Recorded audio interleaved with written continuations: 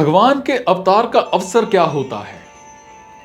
भगवान कहते हैं कि हे भरतवंशी अर्जुन, जब जब धर्म की हानि और अधर्म की वृद्धि होती है, तब तब ही मैं अपने आप को साकार रूप से प्रकट करता हूं। धर्म की हानि और अधर्म की वृद्धि का स्वरूप है भगवत प्रेमी, धर्मात्मा, सदाचारी, निरपराध और निर्बल मनुष्यों पर नास्तिक, पापी, दुराचारी और बलवान मनुष्यों का अत्याचार बढ़ जाना और लोगों में सद्गुण सदाचारों की अत्यधिक कमी और दुर्गुण दुराचारों की अत्यधिक वृद्धि हो जाना।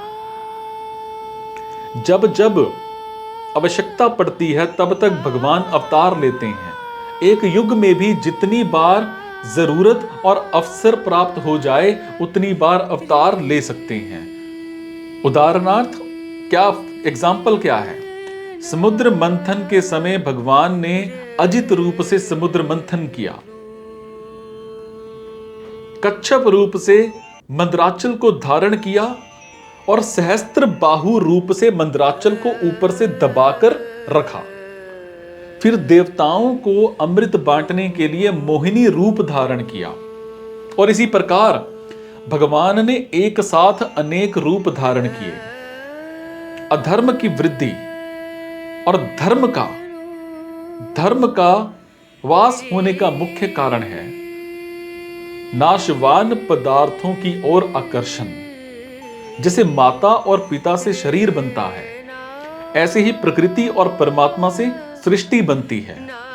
इसमें प्रकृति और उसका कार्य संसार तो प्रतिक्षण बदलता रहता है, कभी क्षण मात्र भी एक रूप नहीं रहता। और परमात्मा और उनका अंश जीवात्मा दोनों संपूर्ण देश काल आदि में नित्य निरंतर रहते हैं। इनमें कभी किंचन मात्र भी परिवर्तन नहीं होता। जब जीव अनित्य, उत्पत्ति, विनाशशील प्राकृत पदार्थों से सुख पाने की इच्छा करने लगता है और उनकी प्राप्ति में सुख मानने लगता है, तब उसका पतन होने लगता है। लोगों की संसारिक भोग और संग्रह में ज्यों-ज्यों आसक्ति बढ़ती है, त्यों ही त्यों समाज में अधर्म बढ़ता है। और ज्यों-ज्यों अधर्म बढ़ता है, त्यों ही त्यों समाज में पाप, चरण, कलह, विद्रोह और दोष बढ़ते हैं। सतयुग, त्रेता युग, द्वापर युग और कलयुग, इन चारों युगों की ओर देखा जाए तो इनमें भी क्रमशः धर्म का ह्रास होता है। सतयुग में धर्म के चारों चरण रहते हैं, त्रेता युग में धर्म के 3 चरण रहते हैं, द्वापर युग में धर्म के 2 चरण रहते हैं और कलयुग में धर्म का सिर्फ 1 चरण शेष रहता है। जब युग की मर्यादा से भी अधिक धर्म का ह्रास हो जाता है, तब भगवान धर्म की फिर से स्थापना करने के लिए अवतार धारण करते हैं, अवतार लेते हैं। जब जब धर्म की हानि और अधर्म की वृद्धि होती है, तब तब भगवान अवतार ग्रहण करते हैं। सो भगवान के अवतार लेने का मुख्य प्रयोजन है धर्म की स्थापना करना और अधर्म का नाश करना। धर्म की हानि और अधर्म की वृद्धि होने पर लोगों की प्रवृत्ति अधर्म में ही हो जाती है। अधर्म में प्रवृत्ति होने से स्वाभाविक पतन होता है। भगवान प्राणी मात्र के परम सुहृद है, इसीलिए लोगों को पतन में जाने से रोकने के लिए वो खुद अवतार लेते हैं। और कर्मों में सकाम भाव पैदा होना ही धर्म की हानि है और अपने अपने कर्तव्य से च्युत होकर निषिद्ध आचरण करना ही अधर्म का अभ्युत्थान है।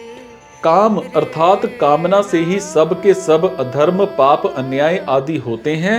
सो इस काम का नाश करने के लिए और निष्काम भाव का प्रसार करने के लिए भगवान अवतार लेते हैं। और यहाँ शंका हो सकती है कि वर्तमान समय में धर्म का ह्रास और अधर्म की वृद्धि बहुत हो रही है, फिर भगवान अवतार क्यों नहीं लेते?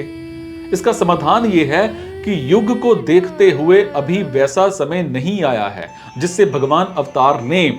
त्रेता युग में राक्षसों ने ऋषि मुनियों को मारकर उनकी हड्डियों के ढेर लगा दिए थे, और ये तो त्रेता युग से भी गया, बिल्कुल कलयुग है, बीता कलयुग है। पर अभी धर्मात्मा पुरुष जी रहे हैं, उनका कोई नाश नहीं करता। और दूसरी एक बात और है, जब धर्म का ह्रास और अधर्म की वृद्धि होती है, तब भगवान की आज्ञा से संत इस पृथ्वी पर आते हैं अथवा यहीं से विशेष साधक पुरुष प्रकट हो जाते हैं और धर्म की स्थापना करते हैं। कभी कभी परमात्मा को प्राप्त हुए कारक महापुरुष भी संसार का उद्धार करने के लिए आते हैं।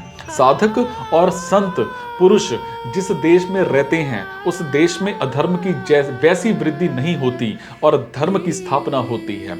जब साधकों और संत महात्माओं से भी लोग नहीं मानते, हालांकि उनका विनाश करना आरंभ कर देते हैं, और जब धर्म का प्रचार करने वाले बहुत कम रहते हैं और जिस युग में जैसा धर्म होना चाहिए उसकी अपेक्षा भी बहुत ज्यादा धर्म का ह्रास हो जाता है, तब भगवान खुद आते हैं।